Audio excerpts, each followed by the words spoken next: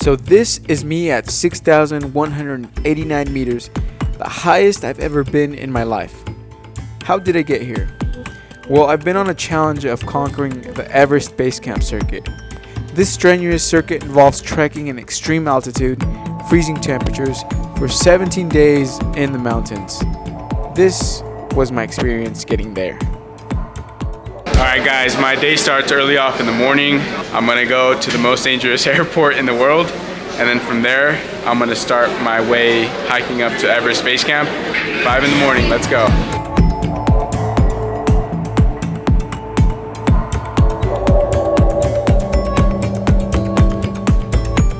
Hi Mom, I didn't die.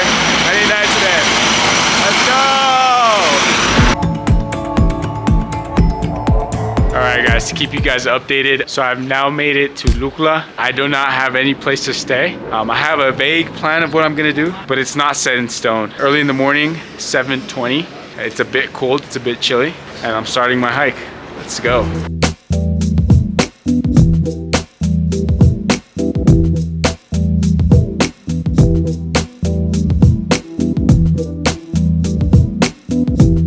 Alright, so far I've been hiking for about 4 hours. I stopped to eat some breakfast at, I think it was called like the Green Garden Hotel.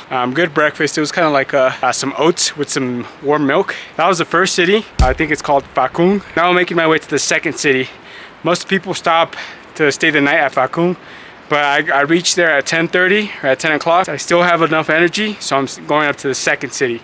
So doing 2 steps in 1 day. I've reached Nepal in this festive mode. It's the festival of, I don't know, but it's for 5 days. And what happens is that kids go to local businesses and they ask for money. It's kind of like Halloween in the United States, but instead of asking for candy, they dance and they ask for money from business owners. And I think it's kind of like to show like some form of positive vibe towards the business, so the business can do well in the future, and then the business gives back like something like 50 cents or like 50 rupees, which is like, I don't know, like 20 US cents.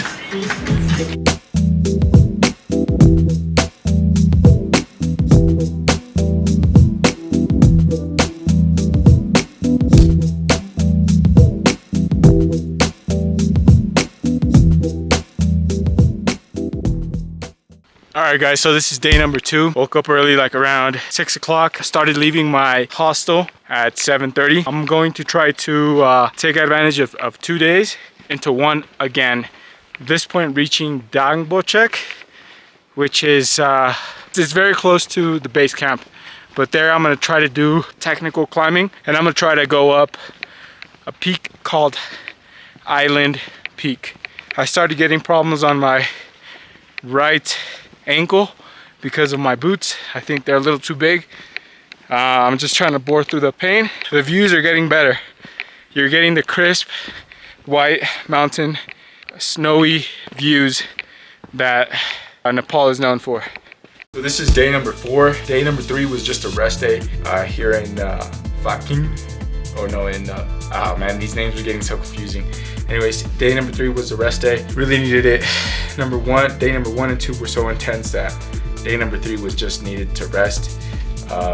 This is how a room looks like typically here at a lodge. I mean, pretty simple. Basically a pillow, blanket, and a bed. I use a sleeping bag, and then I put the blanket over. It's like about 500 Nepal rupees for a stay. That's like cheap, but then again, they get you with the food. The food is where you're gonna spend most of your money. I'm spending about 1,500 per meal. That's including like water, what I'm gonna eat. I've been eating like rice, noodles, soup, and I've been drinking hot water.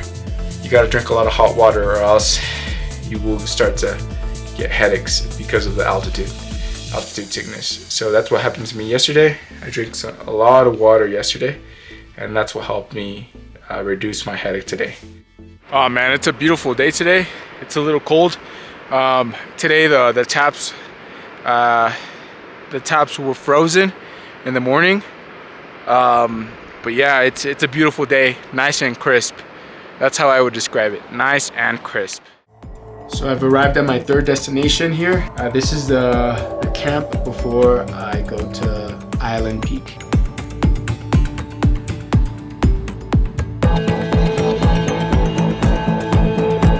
So I didn't film too much here.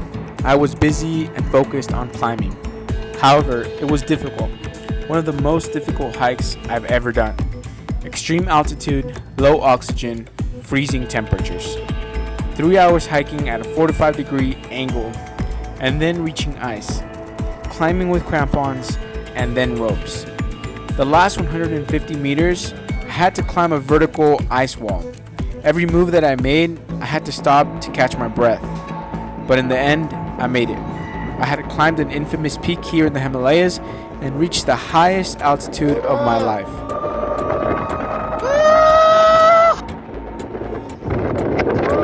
However, this was only the first part of my trek. There were more obstacles along the way before I finished the Everest Base Camp circuit.